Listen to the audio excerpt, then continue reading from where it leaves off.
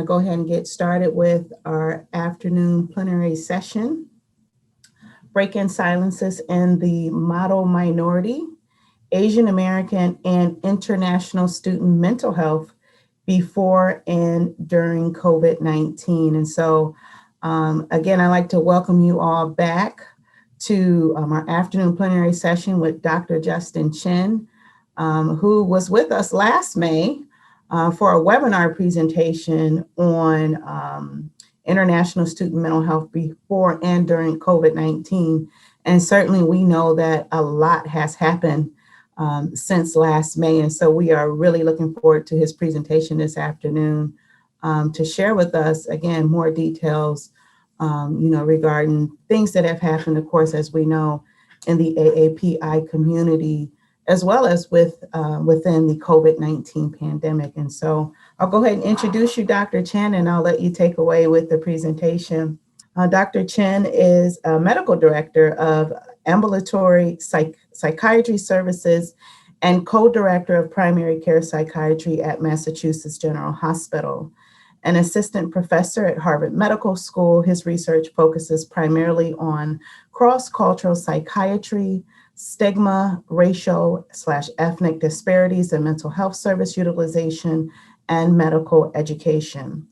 As executive director and co-founder of the nonprofit volunteer-operated MGH Center for Cross-Cultural Student Emotional Wellness, he delivers talks and trainings for families, clinicians, and educators throughout the United States on promoting the mental health of diverse student populations. Dr. Chen earned his undergraduate and medical degrees from Yale University. He completed his residency in adult psychiatry at MGH McLean, where he served as chief resident of the MGH Outpatient Psychiatry Department. He earned his MPH in clinical effectiveness at the Harvard T.H. Chan School of Public Health. He completed a DuPont Warren Research Fellowship focused on improving engagement of depressed Chinese immigrants into mental health care at the MGH Depression Clinical and Research Program and South Cove Community Health Center in Boston's Chinatown. So without further ado, we welcome back Dr. Justin Chen. Thank you so much. Thank you, Jessica. Thank you all for being here. It's an honor and a privilege, and I really have enjoyed spending time with your community. So I'm hoping that today, it's not going to be that I'm transferring knowledge to you necessarily, but hopefully starting a conversation, and a long overdue one.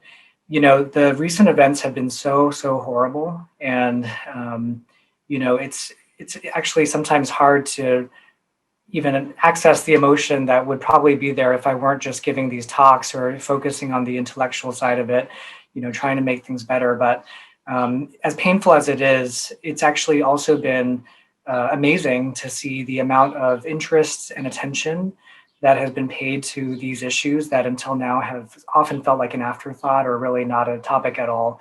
And so I'm really delighted to be here. Last year, as you heard, I spoke about international student mental health because that was sort of the main focus. But increasingly, I think we're seeing this movement of recognizing Asian Americans as a distinct population, and whether they're international students or born and raised in the United States or third or sixth generation, this is a community that's kind of finding its own voice. And so that's why I've chosen this title, kind of maybe provocative, Breaking Silences in the Model Minority. We're going to talk about the problems with referring to us as the model minority, but it is kind of the experience of most of us, many of us who grew up in this country prior to the current moment that we've been subjected to this model minority status. And I'm going to tell you a little bit about what I think that means for people like myself and also those coming after me. And the fact that mental health was really an issue for us long before COVID and will continue to be afterwards, but at least we're now talking about it. So I'll just dive in from there. Briefly about financial disclosures. I do run the center. It's a completely volunteer organization, so we do not receive any funding actually from my hospital or from Harvard Medical School. And most of our money comes from donations and or services provided, but it's an unpaid position, and I don't have any other conflicts of interest. But I always have to start with personal disclosures, of which I always have many.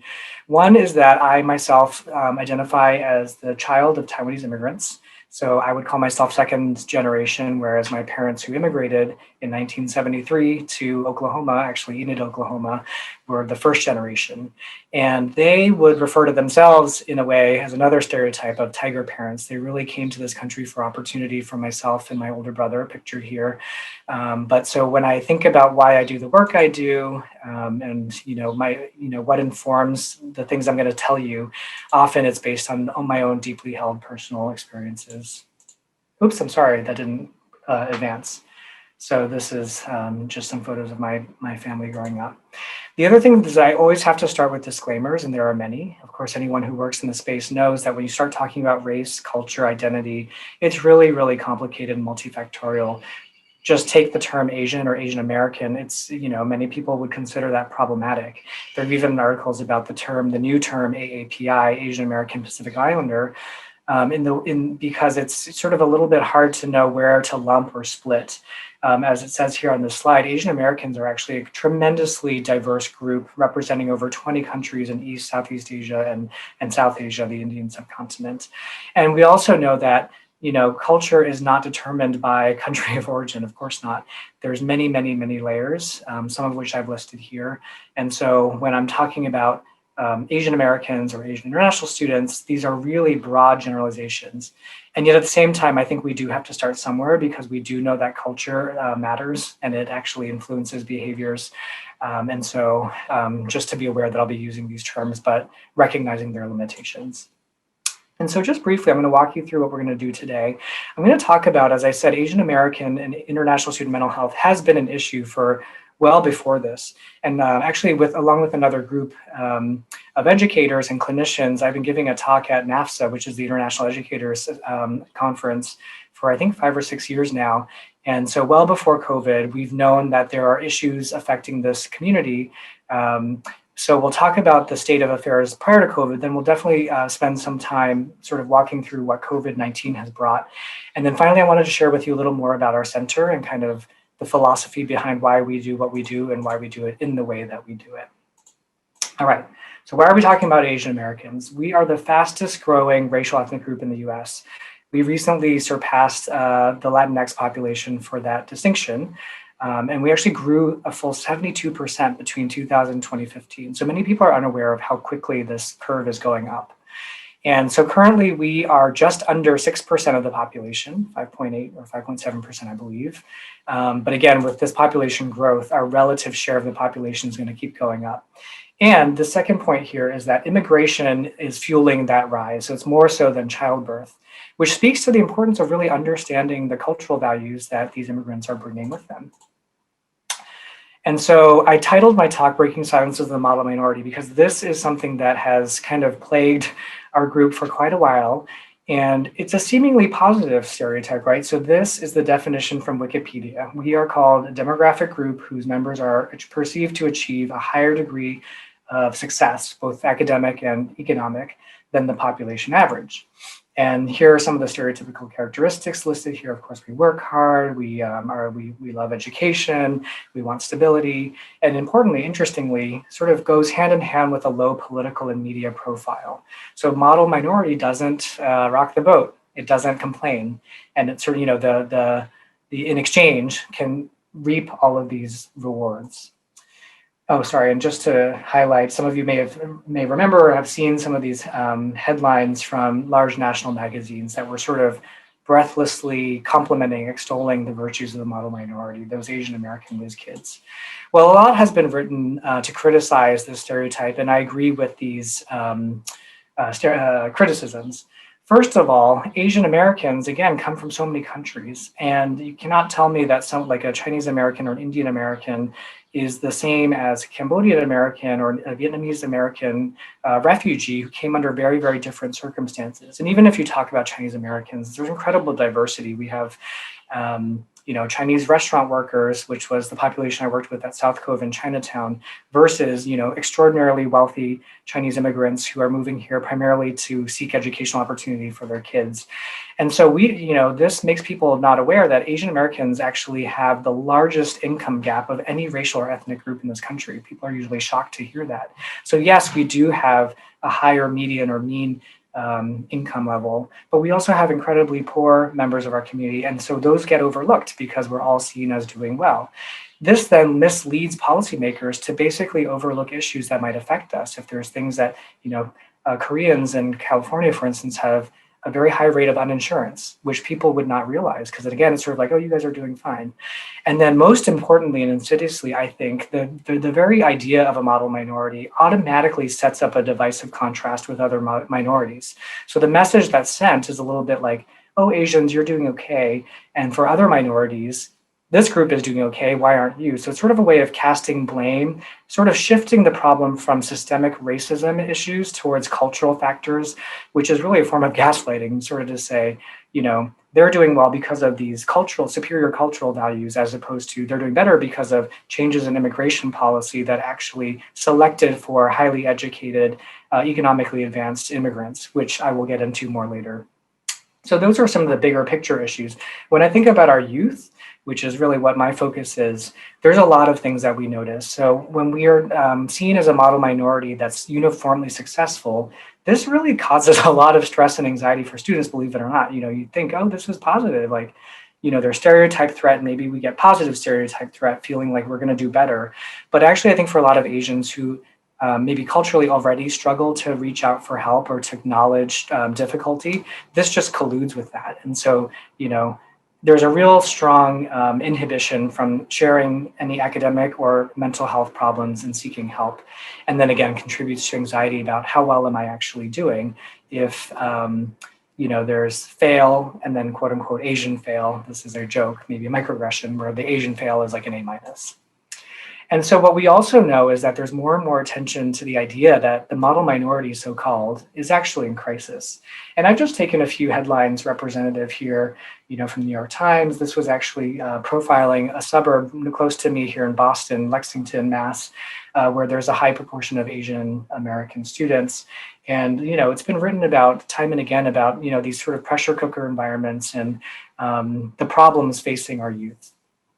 Why are Asian American kids killing themselves? And some of you may know the basketball star Jeremy Lin has been really a wonderful outspoken advocate about mental health issues. And he has publicly described how, growing up, he would wake up in a cold sweat with a panic attack.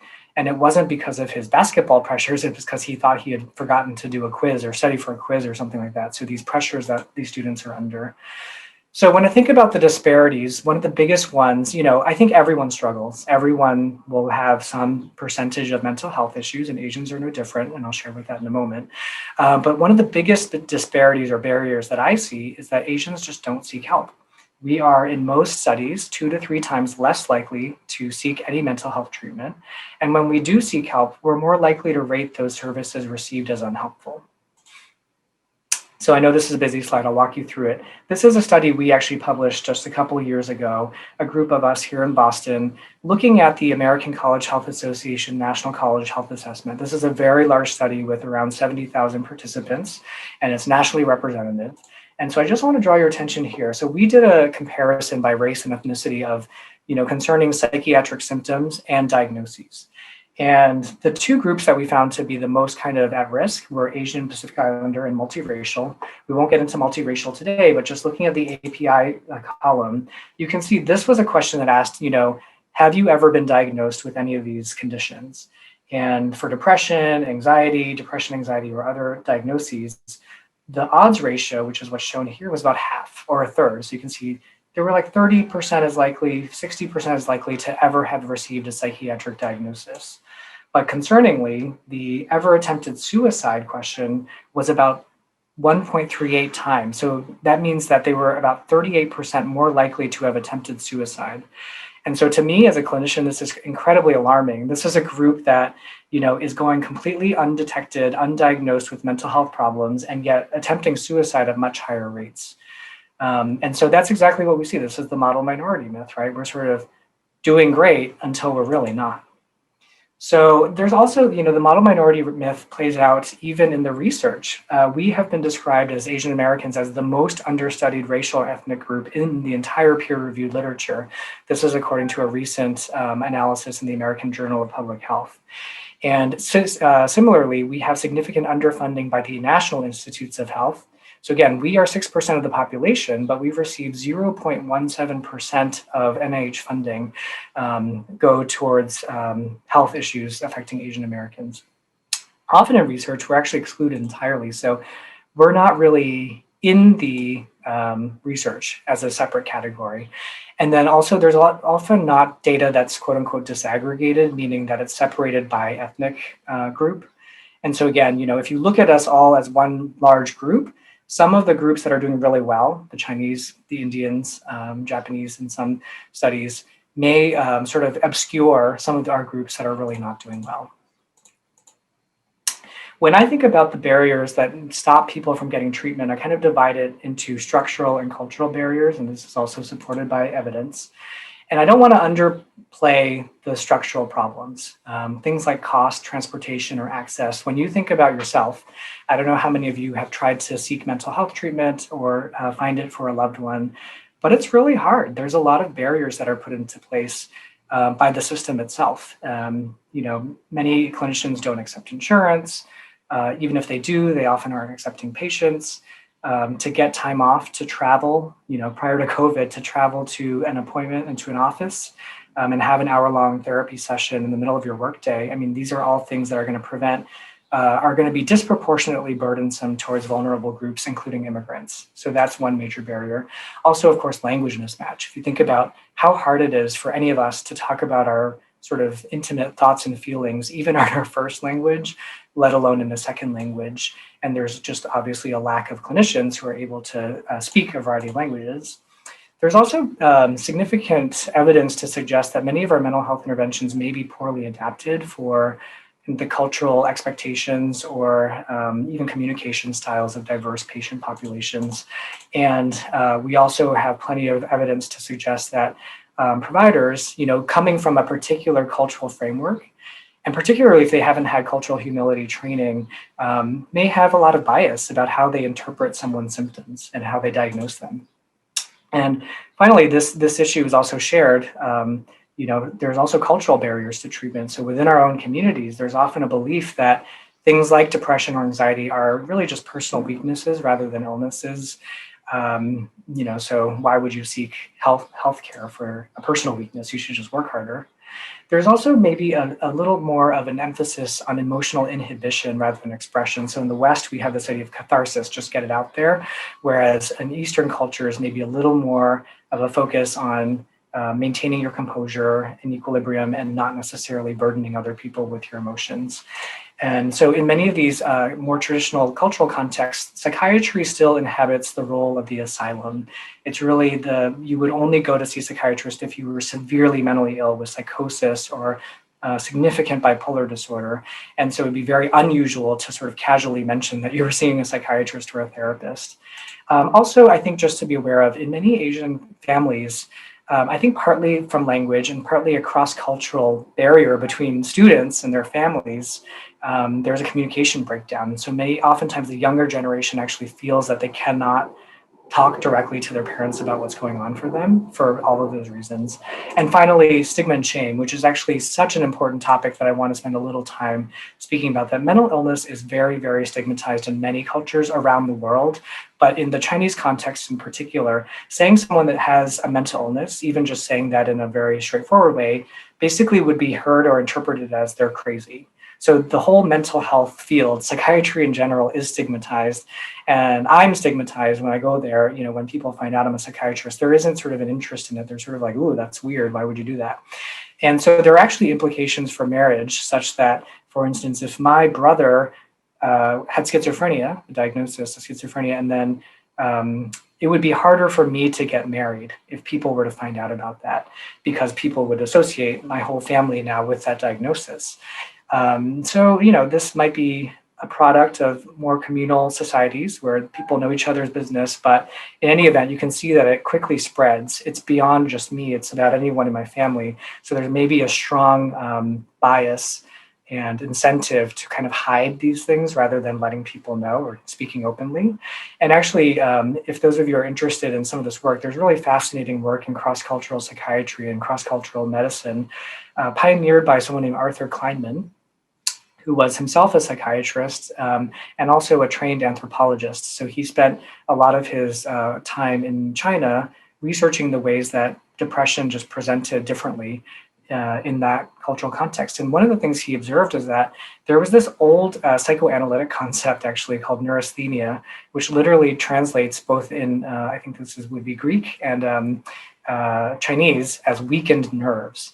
And the idea is that you have sort of a neurological weakening, which causes a range of symptoms. It could be trouble with sleep, with appetite, with concentration, things that we here in the West might start to wonder, is there something going on with mental health, like a depression or anxiety? But in this framework would be a physical illness with physical treatments, and it's neurological and it's not mental, right? And so Arthur Kleinman has written in some of his seminal works about how there's an emphasis on somatic or physical rather than psychological symptoms, which we'll talk about more later when we talk about how you would talk to your students or detect problems in your students. And then I also wanted to teach a little bit about the concept of face. Some of you may have heard of that idea of losing face or saving face, which comes from this Chinese concept, 面子而言.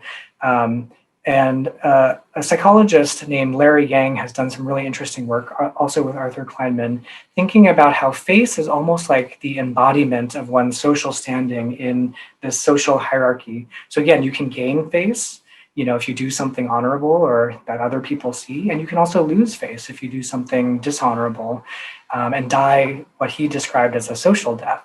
And mental illness would be one of those examples where your family would lose face. And to illustrate the foundational role, I have this quote here from Mencius, who is a Confucian scholar, who said, "Men cannot live without shame. A sense of shame is the beginning of integrity." So this, I think shame has a very negative view in the West, or negative reputation.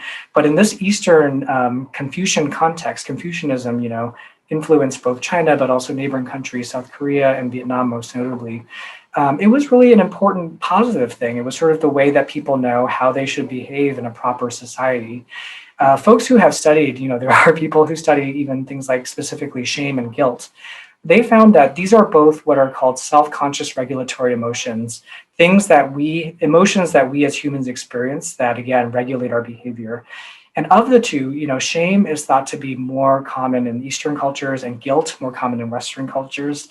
And shame has also been linked to suicide, the theory being like countries that have more shame-based cultures or patients who exhibit feelings of shame have higher rates of suicide. And that's because the theory goes that shame is totalizing. It's about who you are as a person, whereas guilt may be a little more act-focused. It's not you're a bad person, but something you did or didn't do.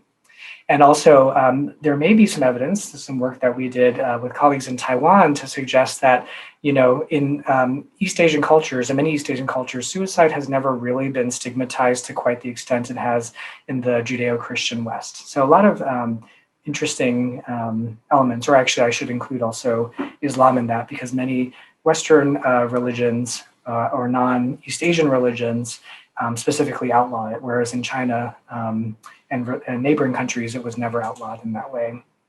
So we know from our research that culture obviously does a lot of things about, you're just hearing that, shaping the way that we consider our symptoms and if and how we will seek treatment. So what we found with Chinese immigrants in Boston is that they may not acknowledge any depressed mood at all, unless you specifically ask them, are you depressed? But that's not going to be the first thing that a depressed Chinese immigrant will tell you. And this is from a study where we actually looked at immigrants in a primary care setting who screened positive for depression, and then they were diagnosed clinically with it. But again, many of them did not consider that to be their main problem. They were more likely to attribute their issues to like an interpersonal problem, like my nephew or my uncle, and very unlikely to say something like, I have a chemical imbalance, or I think it's a genetic problem. And so here's just a photo of this clinic in Chinatown that I worked at for several years. And it's an amazing place. It sees over a 90% immigrant population that's, lower average education, about fourth grade education. So most of these folks are from China or Vietnam. And so when I was thinking about like this, I was working there during my residency. So I was getting trained in these different modalities. We have talk therapy. And what I would hear from these patients at this health center is that, why would I tell a stranger about my problems? That seems like really invasive. So this was really not at all an option. They didn't want to consider that. And then so medications, okay, you have depression, maybe you can take something. There were a lot of concerns about these medicines are too strong, they're addictive, I'm never going to be able to get off of them. They really wouldn't want to take anything long term. And this is also true, by the way, for some of these immigrant populations for primary care type of medicines, like for hypertension or diabetes. But you can imagine, let alone for mental health problems. So that was really out. And then for group therapy, well, you can just forget about that. I mean, think about sitting around now in a group of 8 people who are your colleagues and or peers in the community, sharing about, shameful feelings. So what I was realizing is, gosh, like everything that I've learned to now is not going to meet their need. And again, I'll tell you more later about how I've chosen to, grapple with this dilemma of treatment engagement. But again, so just to summarize this portion, what we do see clinically is that patients are often in crisis when they first present. Often, even once they've presented, they're very difficult to keep in treatment. It's very hard to find referrals, both that they'll want to see and also that want to see them. And then often, if there's a mismatch, if it's a student who's coming to me and there's a parent who's involved, they will often have very different ideas about what's going to happen in therapy. So it's a real challenge. And I'm just going to illustrate that with actually a clinical case of my own. When I first started seeing Teresa, she was 18, she was Chinese American, and she was sort of in between. She was about to start her freshman year of college, and she was very hardworking academically, and she was sort of a perfectionist, and her parents were as well. They were both scientists. So she told me that she had been struggling, starting in high school, like around junior year, although I suspect it was actually even earlier than that. However, since none of the family really felt there was any sort of validity to the idea of mental health symptoms, she didn't ever seek help for it. Even though she had been having suicidal thoughts, she would contemplate maybe sitting on her window ledge even some nights and jumping out of it. Interestingly, despite her symptoms, she was continuing to do very well academically and ran several extracurriculars. So she did get accepted to multiple elite universities based on her academic record. But by the time she came to see me, her anxiety was so paralyzing. It was actually remarkable. She was spending her days, she was supposed to be like submitting writing samples to get placed in a class. But instead she was spending all her time online shopping, purchasing, which maybe not the most unusual way to self-medicate. A lot of people use retail therapy. So she was buying these kind of like toys, but then she would get really paralyzed around the interaction, the transactions. And so she would get these emails, reminding her to pay or do certain tasks, and she couldn't face it. And so she would actually just close that account or just leave it behind and open a new email account. So this is what she was doing by the time she saw me. She really was, a lot of red flags from a mental health perspective. And she was basically at that point then surfing the web, watching movies and shopping. And then ultimately they referred her to me. So interestingly, after I saw her, I was very alarmed and I said, I think you should get into regular treatment. I think, cognitive behavioral therapy for anxiety, maybe a medication given, how isolated you are. And she really didn't want it. They rejected everything and they didn't really come back. She sort of came back and she would talk to me, but she was very, she didn't at all agree with me about what my formulation was and how to treat it. And ultimately she did go off to college and she was finally hospitalized, but it wasn't through coming to a psychiatrist. It was, she went to the health center, the student health center, and was having an asthma exacerbation. And at that time, she revealed her suicidal thoughts, and they convinced her to go to the hospital. But this is sort of an extreme, but somewhat representative case of the challenges we face. And so we don't have time to get into all of this here, but I just wanted to point out some of the psychological challenges around identity formation that we often see in this population. Separation from parents is a huge one, and I'll talk a little more about that. Face and shame we talked about. Asian American identity is complicated. Again, we haven't really seen ourselves represented, and so it's an interesting area that we don't have time for, and culture clash. So I'm just going to illustrate a couple of those. In terms of the importance of family, if there are educators in the audience, I just want to make sure, I'm sure you all sort of have a sense of this, but it's really, really important to understand when working with this population. In the cultural understanding, the parents really are the law. And, it feels authoritarian. The way I try to explain this is to share these kind of 5 core Confucian relationships. These are supposed to be the relationships that make any society function well in this context. And I'm just curious, maybe we could pause a bit and use the chat. Does anyone notice anything about these relationships? Would anyone like to type in something you see here? We've got 130 people. Perfect. Male focused. Yeah, there's only one woman on this chart. It's a wife. Hierarchy, grandparents. The grandparents are not here, you're right. I think they would be implicitly included in the parents group. So yeah, I think you all are hitting on it. Family hierarchy, heteronormative, that's true. Authority. So yes, you're hitting on all the right things. This is where these stereotypes of Asian cultures being paternalistic or authoritarian come from.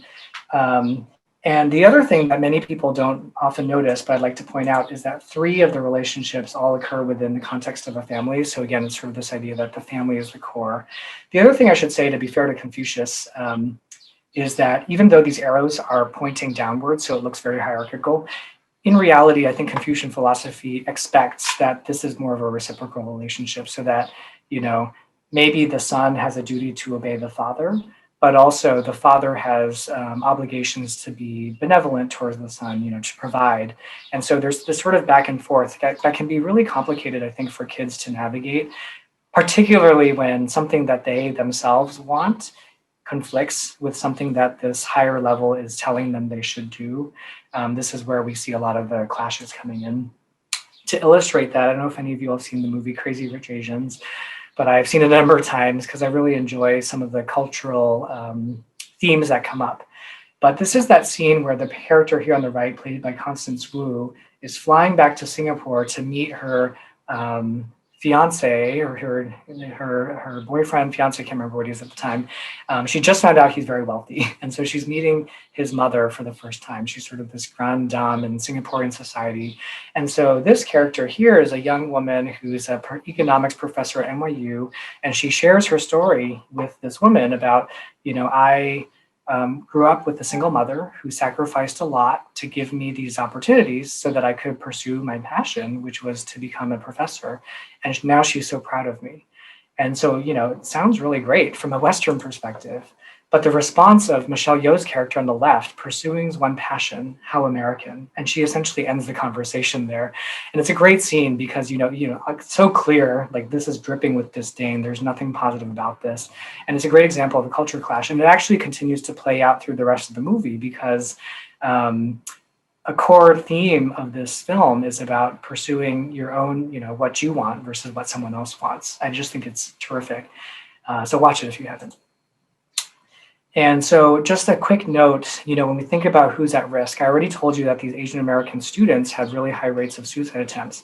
It turns out that Asian American young women aged 15 to 24 have the second highest completed suicide rate of any racial ethnic group, second only to Native Americans. And so this is a really alarming statistic as well.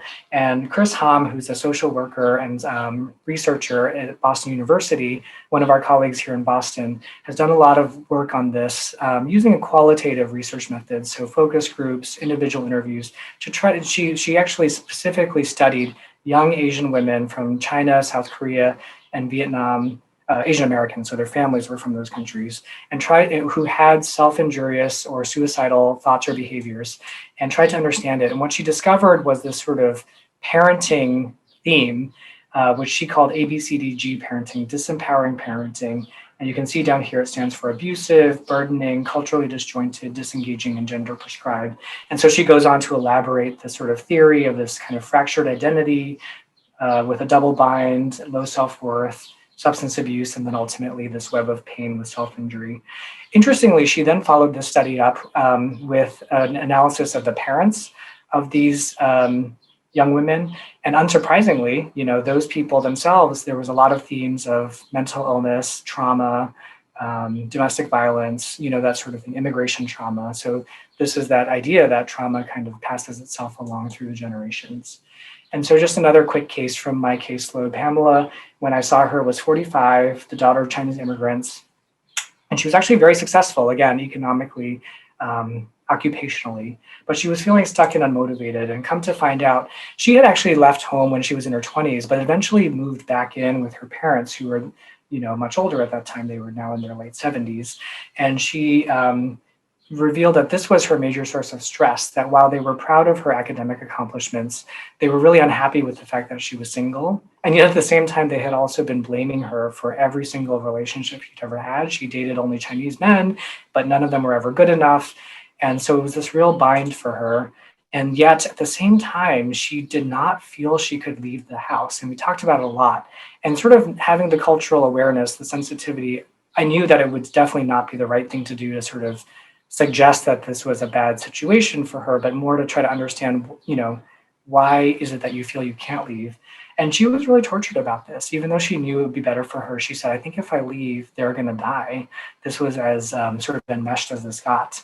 And so her symptoms at the time were sort of rageful thoughts, interestingly, more towards her father, even though her mother was more critical, and chronic passive suicidal thoughts. And I just want to pause here and play for you a brief film which we've utilized to start these conversations, these stigmatized conversations about mental health in the AAPI community. So this is a trailer from a brief documentary that I'll just play for you now.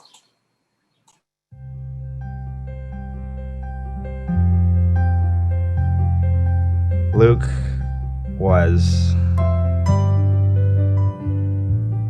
mischievous, dorky, full of energy, extremely silly. He was curious. He found a question that he had, he wouldn't let it go. Questions of like the purpose of life, the meaning of life. I think he would have turned into this really great professor. He was really smart. He was a presidential scholar. Math competition whiz. Science Olympiad. Growing up, you always heard your parents saying, be like him, achieve what he does. And then all of a sudden, don't be like him. He's made such a huge mistake.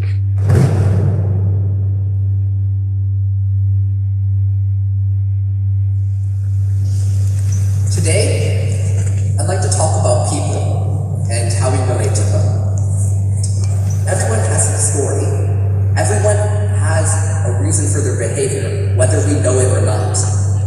He was like one of my best friends, and I thought we would like go through life together. Like the biggest question, of course, was just why? Why would he do that?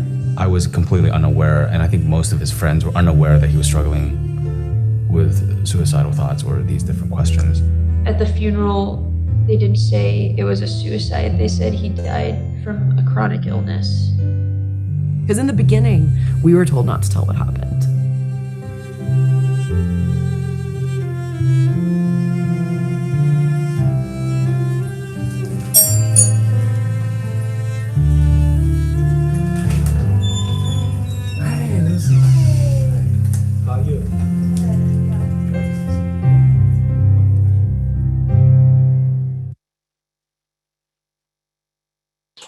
So it's obviously a very moving film, and I've seen the film and the trailer many, many, many times now, and it always brings me to tears. Just a lot of the themes that we've been talking about play out in that film.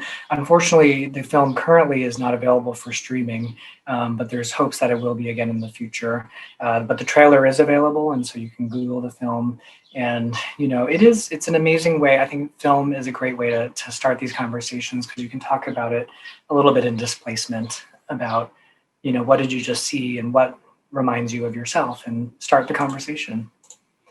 So I'm just going to say a few brief words about international students. Compared with last year, I'm not going to focus on it, but just to say that, as many of you all may be aware, the vast majority of international students come from Asian countries. And so many of the same issues that we've just been talking about for Asian Americans, we're going to see, and maybe even more extremely in this population. And fully over a third come from China, whereas I think about 15 or 20 years ago, China only sent about 5% of all international students. So you can imagine this sort of meteoric growth has been head-spinning. And we do know that these students as well are struggling, even though, on the surface, they may be doing very well academically. This is a very nice op-ed in the New York Times by an international student from China, which lays out some of the common factors. and an Economist magazine article similarly that doesn't focus on mental health, but certainly it does a deep dive into the University of Iowa, where there are a lot of Chinese international students, and is noticing some of the unexpected cultural clashes that are actually not serving to bring different cultures closer together. And so you can imagine what some of the common issues are. I've listed them here, but essentially, because culture is foundational and affects almost every aspect of identity, I think it's not surprising that young students who are coming here for their studies and maybe not aware of some of the role of culture are going to experience these issues.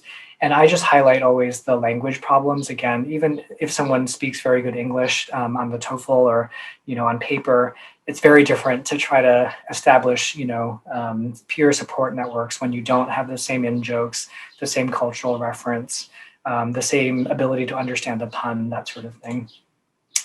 And so again, what do we know about international student mental health? Well, at that conference I always presented at, I will always say we need more data, because we really only had a few sort of cross-sectional studies at particular universities. There was one at Yale, I think in 2014. There was one at Delaware in 2019, but we didn't have anything national. So we then, our group in Boston, again, used that American College Health Association data set with 70,000 students or so. And there were about, I think, nearly 2,000 to 3,000 international students, about half from Asian countries in that sample. So it was pretty representative. And just like we saw again with the Asian students, they had lower rates of psychiatric diagnosis, but again, almost a 40% increased risk of having ever attempted suicide. This is for the international students relative to the domestic students. So the exact same pattern, flying under the radar, not being detected. And in case anyone is interested in watching, just to sort of meditate on some of the differences, this is a documentary by Miao Wang. I think it's available on Amazon Prime for free. But in any case, it's a lovely look at these two young Chinese international students who come from big cities and then end up in a small boarding school in Maine called Freiburg Academy. And I like the film because it's not editorial. It really just sort of displays their journey over several years and through the time of graduation. And a lot of these themes of acculturation, identity, racism, mental health kind of unfold organically. So what do we see for these international students? Same thing that I described before for maybe the immigrant population. They may not acknowledge their depressed mood. Often they're going to start by coming to health services with somatic complaints. Avoidance and procrastination are probably the top things that you'll see as educators, and maybe academic decline, although I think, again, anecdotally, we actually see less of that. What you'll hear is that the student has continued to actually do okay and get reasonable grades, but they just disappear, they don't come to class, et cetera. And we've also found that using the term stress rather than, sort of trying to avoid the stigmatizing psychiatric terminology entirely. So don't use the words like, I think you're depressed, I think you're anxious, I think you need medicine. That's really not going to bring them back, but more like, I think you're really stressed. And often when people are stressed, they experience these things. It's normal, it's part of life. I think that's the direction I would advise. And so again, some of the myths, now you understand where some of these myths come from. Counseling is for crazy people. Everyone will know that's that face and shame thing. They want to keep it private. And so I think it's important for health services to realize, we need to do better as well to sort of proactively anticipate some of these concerns and make sure that they know that it's okay to seek help. So then on top of all of those other issues, we then have COVID, right? And we were all subjected to that kind of steady drumbeat of horrible, in many ways vicariously traumatizing information in the news media, on social media, about just Asians and Asian Americans being attacked. This was all throughout the world. It wasn't specific to America, but it definitely was an issue here. And it was adults, it was kids, it was in the politics and the political situation. This was a stabbing of a family that was actually a Burmese family being accused of bringing the Chinese virus here. And importantly, this racism has really disproportionately affected vulnerable communities. So if you've seen some of the videos, it's often youth, women, and the elderly. And then, of course, with the Atlanta shootings, sort of most of you are aware, there were 8 people killed, 6 of whom were Asian women. And so we know that anti-Asian hate crimes have surged during the pandemic. And overall hate crimes were actually dropping during that period. So it definitely seems specific to Asians. And 16% of these reports that were filed with this Stop AAPI hate campaign involved youth. And of those, 7% involved physical assault. And although adults were present in about half the cases, they intervened in only about 10%. So these youth are very, very vulnerable. And I like this quote from a professor of Asian American Studies here in Boston, Paul Watanabe, who says, essentially, this is not like this racism came out of nowhere. It's probably always been under the surface. They have stereotypes and prejudices, and they're acting them out. And it's just that the floodgates are lifted. There's like an excuse to kind of say it out loud, and maybe also from our political situation where people feel more emboldened to say these things. And so, again, I mentioned that I myself identify as having grown up as a model minority. I grew up with parents who never talked about race or racism, and I experienced all these same things growing up, but we never ever sort of addressed it head on. And I didn't learn about it in school, so I've had to educate myself about the long history of anti-Asian discrimination in the United States. And so, for example, there's a long history of stereotyping all foreigners as dirty and diseased, but it has stuck particularly with the Chinese and Asians in general. So in the early 1800s, Chinese were regarded as dirty, heathen rat eaters. And then there were more and more who immigrated in the mid-19th century, in the mid-1800s, to work on the railroads, et cetera, basically doing work that was needed, labor, and being willing to do it for less money. But they were attached to these like really horrible sort of depictions. So here's an advertisement for rat poison that was printed here in Boston, which clearly equates rats not only with Chinese people, but also Chinese people as rat eaters. So it's very, very ugly type of imagery. And so again, we were perpetually associated with vice and disease. Here's a soap ad, and it basically says, don't use this if you want to be dirty. So they're selling soap, but the implication is that the Chinese are dirty and unclean and need to be kicked out by Uncle Sam. And so again, there were more Chinese immigrants in the 1850s. They were called the Yellow Peril. And I have this quote here from the New York Daily. This was written by the editor of this newspaper who called the Chinese uncivilized, unclean, filthy beyond all conception. He also mentioned that every female is a prostitute of the basest order. So this was like very like prevalent. It wasn't sort of hidden language. This was the original conceptualization of Chinese in this country. And then those types of interpersonal racism issues got enacted into structural racism. And so many of you may be aware that the Chinese Exclusion Act of 1882 was the first and remains the only law to have implemented to prevent all members of a specific ethnic or national group from immigrating to the United States.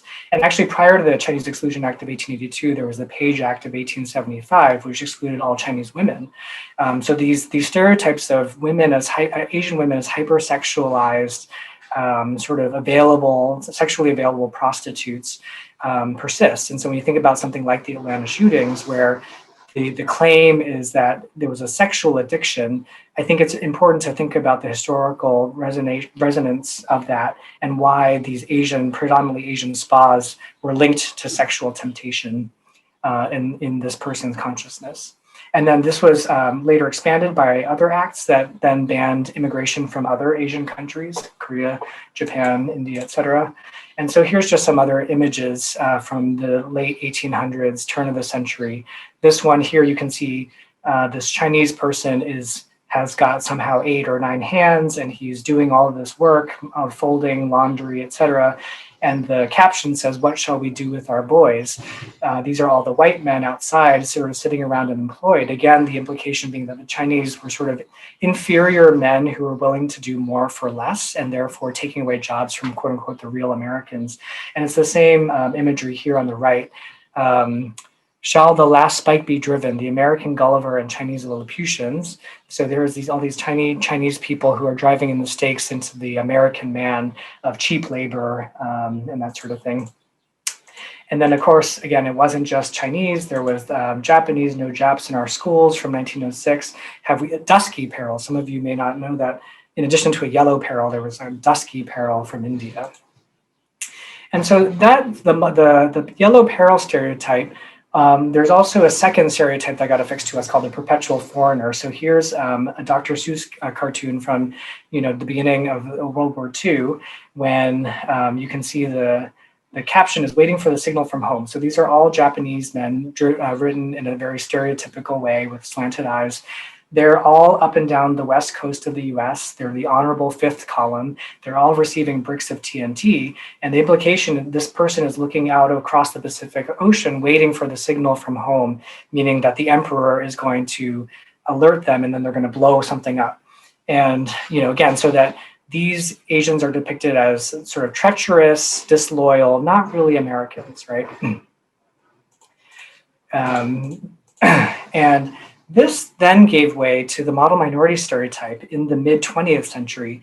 And there's been a lot written about this, but basically this idea that when I mentioned the wedge between other minority groups, there was this idea that the US policy actually consciously manipulated or took advantage of this. So we were the yellow peril and the perpetual foreigners, but then once there was sort of a shift to being the model minority, this could be used to actually discredit the goals of civil rights activists, again, who were claiming systemic racism and the need for reforms.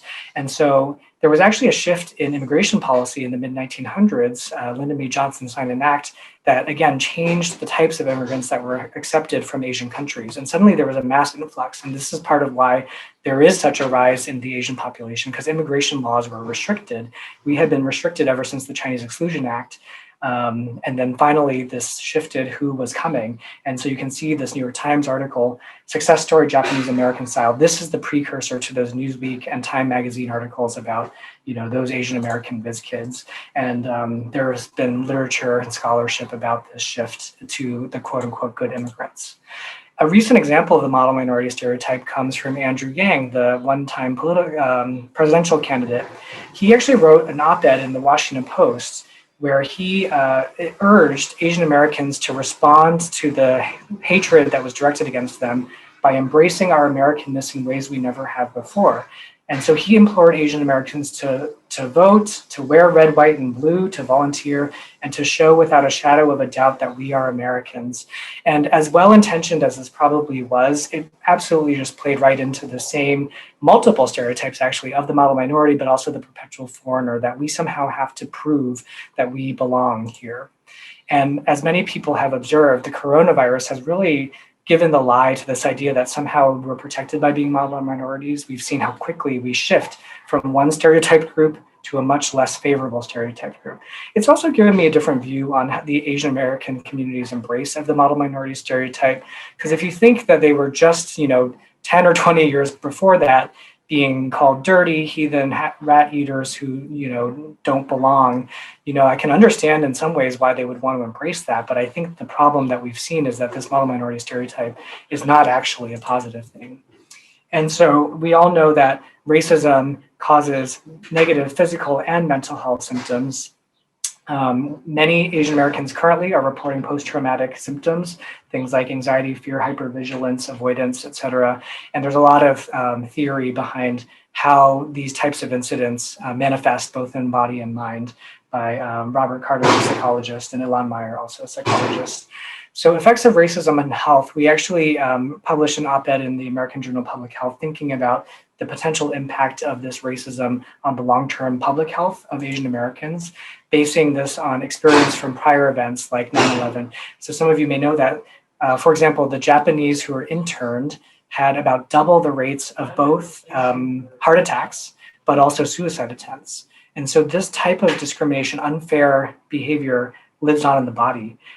Japanese were interned during World War II. I showed you that image from Dr. Seuss. There are about 120,000 Japanese who were sort of illegally, essentially interned into camps. 60% of them were actually American citizens. And at the time, the Supreme Court actually ruled that was a constitutional order. It was an executive order written by FDR. And only later Supreme Courts have said that was a misruling. So again, I'll move through this. I guess I'll close here with this section by saying that race is not just a black or white issue, and I think we are now sort of starting to see that a lot.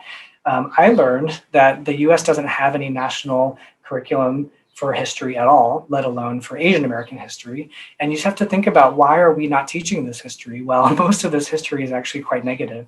And so there may be a desire to keep this out of the schools. And also, Asians are usually left out of conversations about race. The other thing to mention is that the model minority stereotype does whitewash a lot of Asian American history. In fact, Asians have been advocates all throughout this time. It's not true that we've only been sort of sitting here and taking it. And a lot of civil rights legislation, including the idea, for instance, of birthright immigration, the idea that if you were born in this country, you are a US citizen, came from actual court cases that were litigated by Asian Americans. So I think it's important that we not sort of buy into that stereotype that Asians have been passive. But I think our community is going through tremendous discussions about this. And in case you haven't seen it already and you want to learn more about the history, PBS put out a really nice 5-part documentary series about the history of Asians in the US. And I think they made it for free streaming after the Atlanta shooting. So I do recommend it if you want to learn more. And so some of the positives that I've seen is that society is finally speaking up. We see op-eds about this. We see celebrities speaking up. We see corporations as well. I thought this was interesting that Jay Leno has now sort of apologized for decades of Asian jokes. There was sort of this feeling that Asians are fair game, and people are actually fighting back against that. As well, that our own community is finally speaking up as well and shedding some of these stereotypes. And so I'm going to close. This last part will just be 5 minutes to share with you the work that we're doing at our center and why we do it before I open it up to Q&A. And so just on a more personal note, when I think about, why am I doing this work? I think back to a comment made to me by one of my mentors as I was in my training. This is Dr. Albert Young, who runs the mental health program at South Cove Community Health Center in Boston's Chinatown. And he said to me, how do you take this fancy training that you're getting and make it available to people like your parents? And I think for many people who go into the field of mental health and counseling, we do it for very deeply personal reasons.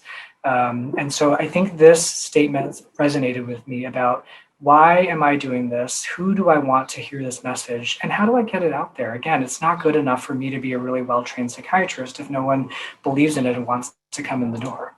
And so I began to think about what I would consider a motivational approach. Why are Asian immigrants moving here? So again, I was at South Cove working with these immigrants, and they didn't want to come back. The things I was selling, they didn't want to buy. But then I was thinking, the reason many people immigrate is for their kids. They're here for opportunity. And so if they don't see a problem for them, maybe they would see sort of a benefit for their kids. And also I was sort of recognizing that the younger generation tends to be more open to talking about mental health issues in general. And so it was sort of a perfect confluence. And I said, what if we shifted the focus towards students? And so the naming is very intentional. You can see it's the MGH Center for Cross-Cultural Student Emotional Wellness. I know it's a mouthful, but in there is embedded, it's not about a specific race or culture. It's about students. So again, the focus on learning, and it's about emotional wellness rather than illness. So I think all of those messaging was really helpful for having people think, oh, maybe there's something here that will benefit me. So we founded the center in 2014. It actually first started because we were getting a lot of referrals of Chinese international students, and the schools were saying, we actually are really poorly equipped to manage this, and we would love some help understanding, how to talk to these students and their parents about mental health issues. And so importantly, we are volunteer operated. We don't get any funding from the hospital or the medical school, but we do have tons of passionate volunteers who all kind of resonate with this message, and we want to get it out there. We started by writing a brief 2-page article in JCAP, which is a child psychiatry journal. And interestingly, where it went viral was not in the clinical mental health community, but actually among educators. And so we started getting outreach from educators again, sort of saying, wow, yeah, we're having trouble knowing what to do about international students. Can you come give us a talk? And so we've grown to a group of over 40, very passionate volunteers with diverse professional perspectives. We say cross-cultural, but really our focus right now is on Asian American students. And again, I think when I give this talk, invariably there will be someone who comes up and says, this is the exact same thing in my Haitian community or Ghanaian community or Mexican community. And so I do believe there's a lot of overlap and opportunity here to kind of share resources. But for now, again, we're Asian focused. And here are some of the things we do. So I kind of joke that if I, as like a sort of MGH psychiatrist, were to go out and hang a flyer that says, I'm going to give a talk about depression, I could probably get the room about 25% full. But if I instead say I'm going to give a talk about the importance of emotional wellness for long-term success, I can get a much larger group. Not only is the room full, but there's a lineup afterwards of people saying, I'm worried about my child. I want to know if I'm doing the right thing. So it's a little bit about packaging it appropriately. We also try to educate educators. And so if any of you all work at schools or universities that are struggling with cross-cultural or international student mental health issues, I encourage you to consider joining our wonderful community. There's an annual membership fee, but in exchange, we do these monthly didactic sessions on topics that are relevant to you. We offer a free case consultation for any student on campus. And we also just started a support group program virtually for international students, available in Mandarin and Korean. And so here are some of the topics, but you can see that, we're talking about sort of the cutting edge issues, like how do international students view racism and Black Lives Matter. We also create free resources for direct community use. So if you want to visit our webpage, I included the URL in the resource handout, but we have fact sheets that are translated into often four Asian languages. We have a video about what is psychotherapy, so someone could watch and see what they would get if they saw a counselor. We also have this annual conference in conjunction with the Harvard Graduate School of Education called Let's Talk. Obviously, this is pre-COVID. I got a very robust audience that's eager to learn about this issue. And during COVID last year, we converted everything to virtual. So we've had sort of a year-long virtual series, including some focus on actually anti-Blackness within our own community and thinking about how are we complicit in some of these structures. One thing that excited me was early on in the pandemic, we did a talk that hit on the Asian American racism that was going on, or the anti-Asian racism. And this parent, this anonymous comment was saying, I want to hear more about how to talk to our kids. Unlike the Black community, we in Asian community have never had that quote unquote talk about racism. And so I was actually really happy because people were saying, we want to learn. And so in response, we created essentially a toolkit and guide, which is also available for free on our website. So in case any of you have no Asian parents who are saying, I know it's important for me to talk to my kids about this, but I don't know how, feel free to share this guide for them to use. It gives them practical and real phrases that they can utilize. I'm nearly done, I promise. This past April, we just wrapped up our first ever Let's Talk Professionals Conference. So it's really geared towards folks like you all in this room, for educators and clinicians, run by these two amazing women, Juliana Chen, who's a child adolescent psychiatrist, and Josephine Kim at the Harvard Graduate School of Education. And here's our lineup. We screened Mainland and talked about it with the film director. And then we had a number of virtual events that were very highly rated. We had over 300 registrants this year. So I encourage you to consider coming if you want to learn more about this. Finally, we also, in the wake of the Atlanta shootings, tried to compile resources and curate because there were so many, we were overwhelmed. And so if you go to our website, this is also linked on your resource handout. We tried to bucket it into, okay, here's what a parent might want to know. Here's what a student might want to know. And specifically for you all, here's what educators may want to know. And here's what therapists may want to know in case they want to get educated. Currently, we're actually embarking on an exciting collaboration with Stop AAPI Hate. That's that national clearinghouse that I described. So we're going to be putting out fact sheets, because what they found is that when people came to report the hate incidents, they then wanted to know, but now I'm feeling traumatized, like I feel unsafe, what do I do? And so these were the first 6 fact sheets that we're working on them to put out there to basically help people immediately have tips and strategies. And this Saturday, if anyone's interested, we're going to be doing this free live event with Olympic figure skater Mirai Nagasu, who's a Japanese-American woman from Arcadia, California, having a very open, honest, this is the first time she's gone public with her own mental health struggles as an elite athlete, as well as an Asian-American. Would love for any of you all to come if you're interested. And this is in celebration of May being both AAPI Heritage and Mental Health Awareness Month. So I think we're at the end. We also do a lot of research. If you're interested in that, feel free to check us out. Finally, many people ask, can you see my blank, my friend, my colleague, my son? Unfortunately, we are not a clinical service. All of us have full-time jobs as clinicians or educators or researchers. So we can't do that. But we do think that in future, there's a great opportunity to create sort of robust clinical service, and we're hoping to be able to do so in the future. We do have some funding from Robert Wood Johnson, at least to kind of try to compile the national databases that do exist of Asian American identified providers. So I'm going to stop there. Thank you again, Dr. Chen.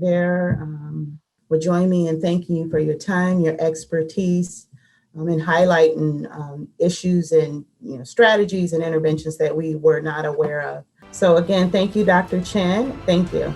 Thank you so much. Bye-bye. Enjoy the rest of the conference.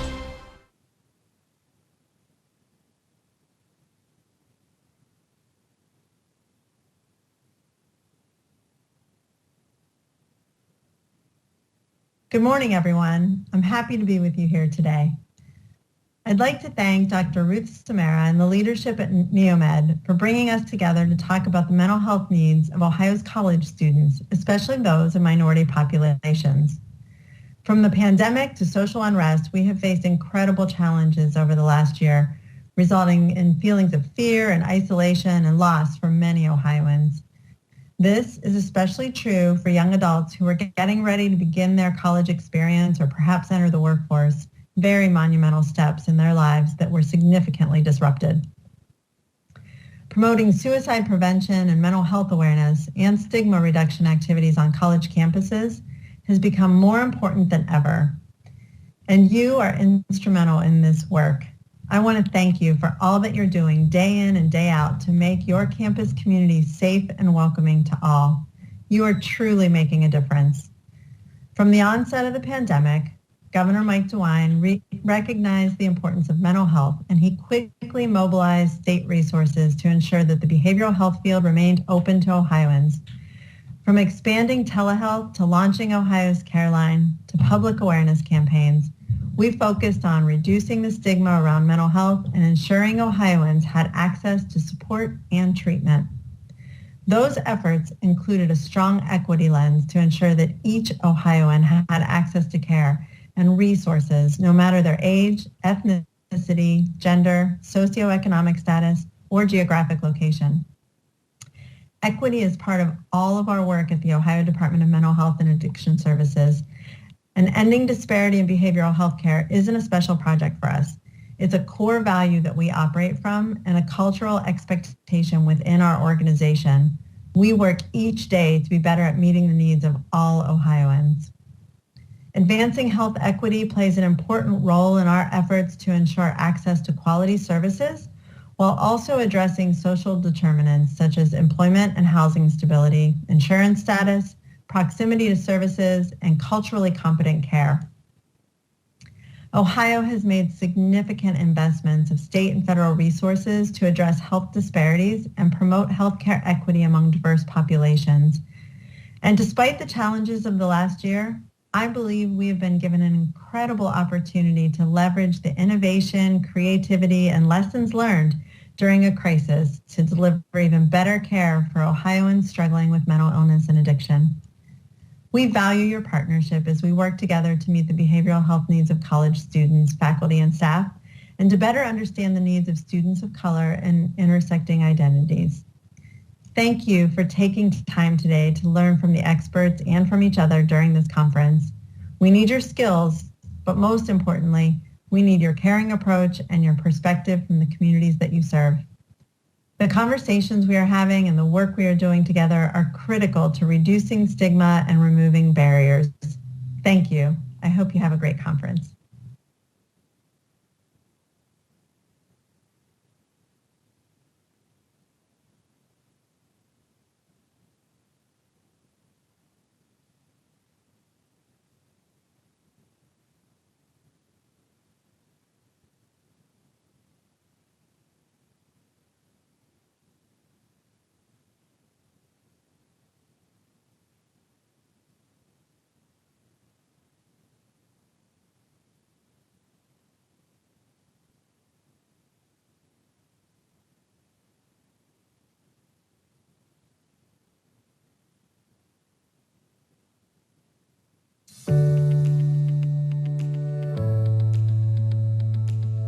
Suicide is not just a community issue, it's a college issue. I don't want folks to be scared of the suicide topic. We all need to come together and show that we value this as an issue and we recognize we need to do something about it.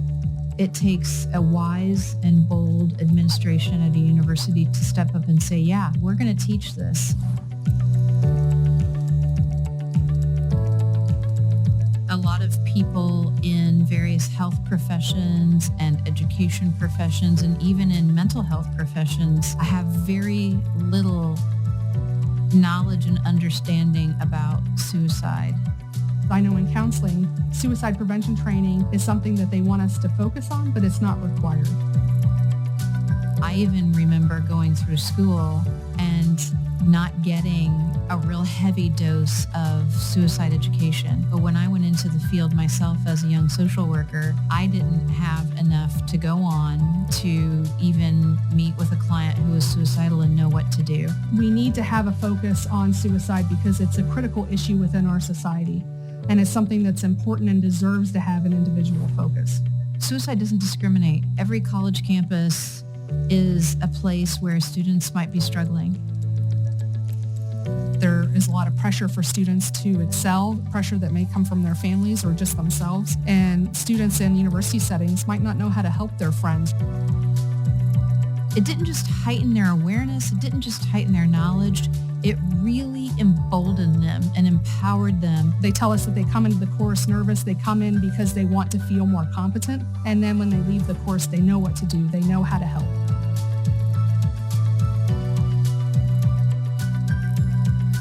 These aren't just clinical skills. These are everyday people skills. You could have people who are suicidal in your own family, and these skills help you recognize it, helps you be present with someone who is suicidal. Because when we're losing, 48,000+ people a year to suicide, and when it's the second leading cause of death in young people, it is a critical skill.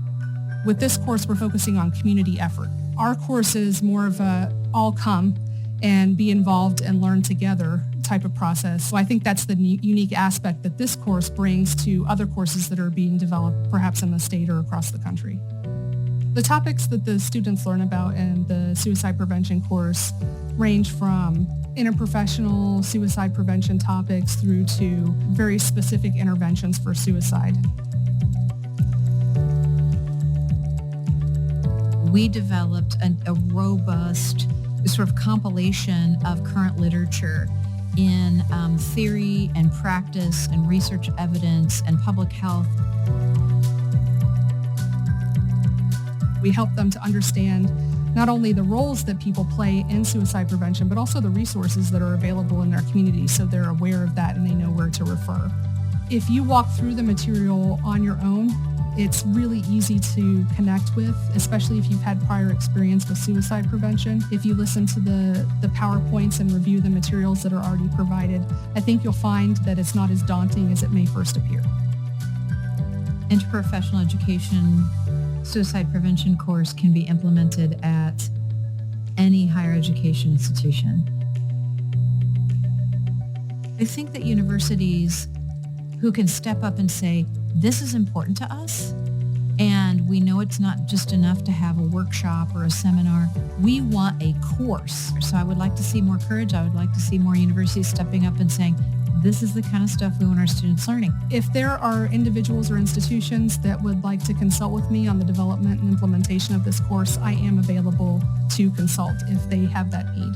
I would be happy to work with any university or college or campus who would be interested in implementing this program. There's only one way to work toward a zero suicide world, and that's to take a program like this and get serious about it.